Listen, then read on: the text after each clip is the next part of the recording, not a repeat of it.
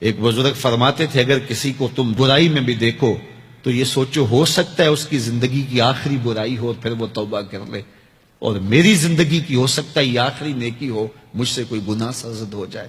کتنے لوگ ہیں جو مرتبہ کمال پہ پہنچے لڑک گئے، بڑے بڑے لوگ تھے لیکن انجام ٹھیک نہیں ہوا۔ بلعم بن باورا کی مثال ہمارے سامنے موجود ہے۔ بنی اسرائیل کا مستجاب الدعوات ولی تھا، اور جب ہاتھ پھیلا کے منہ پہ ہاتھ پھیرتا تو ہاتھ بعد میں منہ پہ جاتے، قبولیت پہلے ہو جاتی۔ لیکن اسی کے بارے میں قرآن نے کہا نا، مثلہ کمثل الکلب، اس کی مثال کتے کی مثال ہے۔ زبان لٹک گئی تھی، زمین چاٹتا تھا، چونکہ اس کے ہاتھ نبی کے خلاف اٹھ گئے تھے۔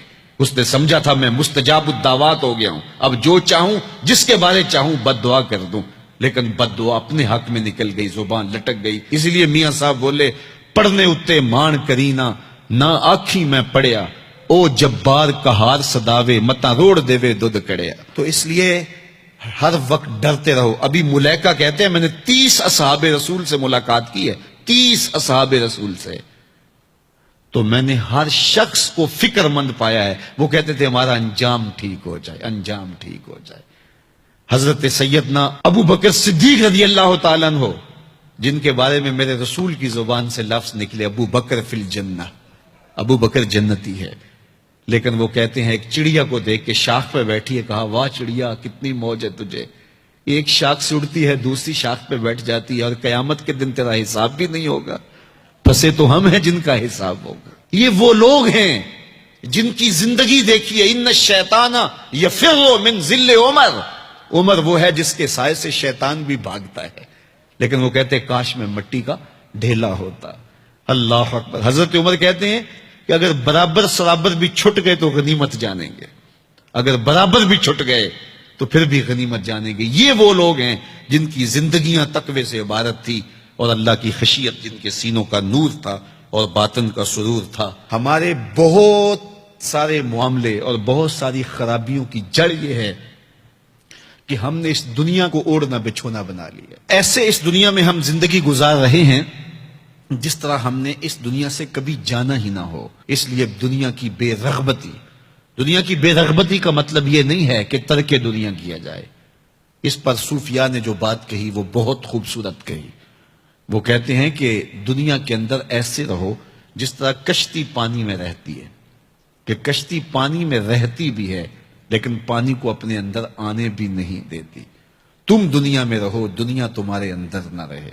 اگر تم دنیا میں رہو گے تو خیر ہے، اگر دنیا تمہارے اندر رہی تو پھر کچھ نہیں بچ پائے گا۔ کشتی پانی میں رہے تو خود بھی تیرتی ہے، اوروں کو بھی تراتی ہے، لیکن اگر پانی کشتی میں آ گیا تو کشتی کو لے ڈوبے گا۔ اس کی رحمت کے دروازے کھلے ہیں، آج ہم اس کی چوکھٹ پہ آ جائیں، کل تو آنا ہی آنا ہے۔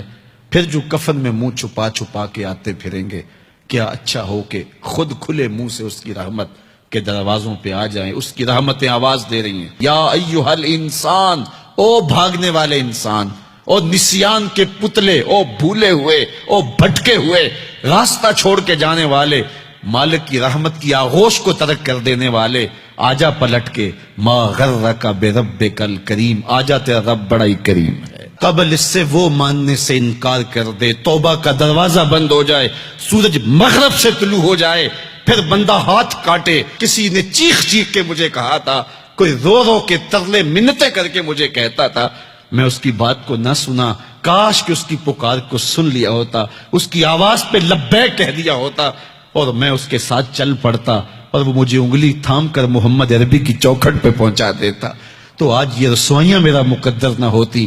صاحبو آؤ، کتاب رحمت آواز دے رہی ہے، کتاب رحمت تمہاری انگلی تھام رہی ہے اور تمہیں حضور کی چوکھٹ تک پہنچا رہی ہے، اور آمنہ کا لال تجھے اپنے دامن میں لے کے رب سے مغفرت اور بخشش کا پروانہ لے کے دے رہا ہے۔ مجرم ہو تو منہ اشکوں سے دھوتے چلے آؤ، آؤ در تواب پہ روتے چلے آؤ، قرآن میں مذکور ہے بخشش کا طریقہ، سرکار کی دہلیز سے ہوتے چلے آؤ۔ اور تھوڑی سی زندگی باقی ہے، بہت زندگی کاٹ چکی، آوارگی میں کاٹ دی، اور گناہوں میں کاٹ دی، منمانیوں میں کاٹ دی، خواہشات نفس میں کاٹ دی۔ آئیے ابھی سے اپنے اندر کو تبدیل کر لیجئے، اپنے احوال کی تبدیلی کا عزم مصمم کر لیجئے۔